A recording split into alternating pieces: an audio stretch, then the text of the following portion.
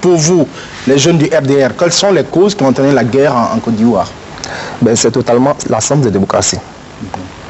L'absence de démocratie, nous incluons dans l'absence de démocratie l'exclusion.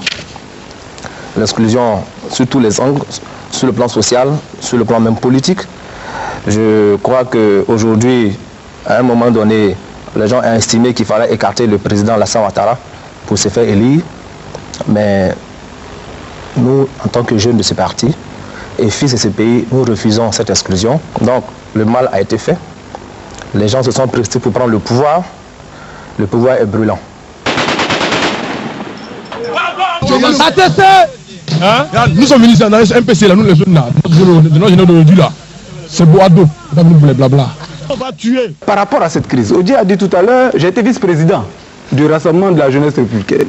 Il m'a fait l'honneur, en son temps, de me nommer à ce poste de vice-président du bureau exécutif national.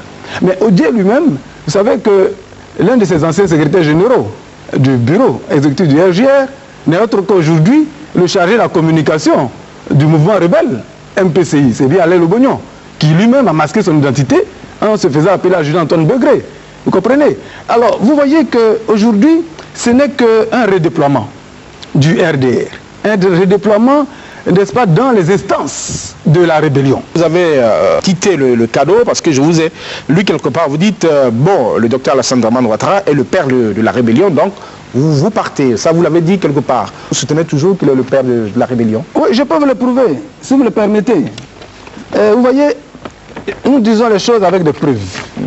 Vous voyez ici, pour la première fois, on donne l'honneur de dire, nous n'affirmons pas les choses gratuitement. Je dis très bien qu'Alassane Dramane Ouattara est le père de la rébellion parce que le RDR et le Patriote ont voulu cacher cela aux Ivoiriens. Quand vous voyez le Patriote de juin 2003, vous voyez à la une affiche précise avec le cortège du président Ouattara, n'est-ce pas, et le garde du corps à la droite qui n'est pas mentionné.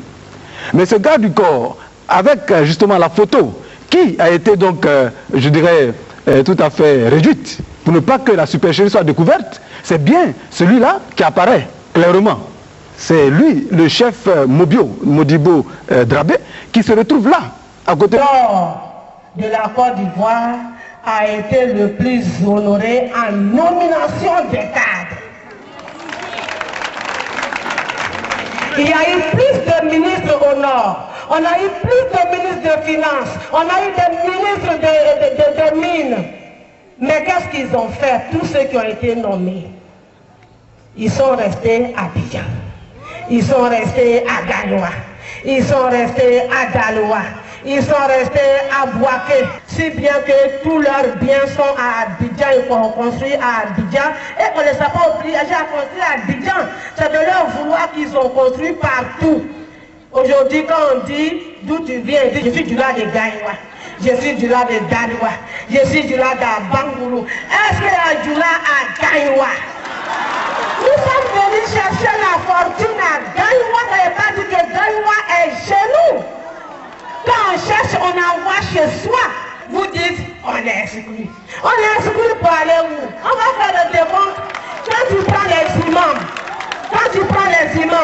ce sont les gens du Nord. Quand tu prends les commerçants, ce sont les gens du Nord. Quand tu prends les transporteurs, ce sont les gens du Nord. Les propriétaires d'immeubles, ce sont les gens du Nord. Où sont-ils alors exclus? Si Baba Laurent n'allons pas loin, prenons l'Assemblée nationale. Il s'appelle Koulibaly Mamadou. Il vient d'où? Prenons Laurent Donafologo. D'où vient-il? Kone Youssouf, d'où vient-il?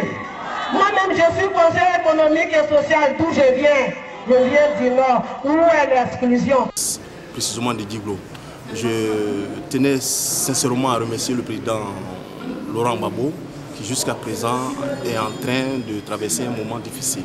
Mais je pense que l'effort qu'il est en train de faire aujourd'hui, c'est l'effort de tous les Ivoiriens. On compte sur lui, Vraiment, tous les Ivoiriens comptent sur lui. Parce qu'on ne peut pas se faire laisser entraîner par Ouattara qui est ici, les Européens qui sont de l'autre côté. Tout ce drainage-là, ce sont des futilités.